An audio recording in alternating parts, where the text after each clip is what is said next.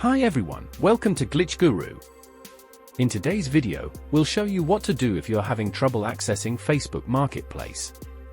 The first thing you should do is check if Marketplace is available in your region, as it's not accessible in all countries.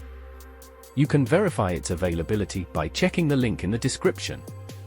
Once you've confirmed that it's available in your area, you can proceed with troubleshooting.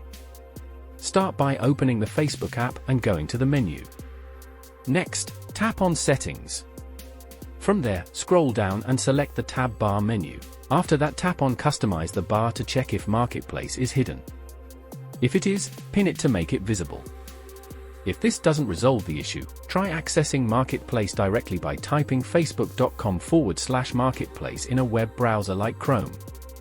This will allow you to browse listings and search for items to confirm whether the feature is working or not. These steps should help you resolve the issue and get back to using Marketplace. If you have any questions, feel free to ask in the comments below.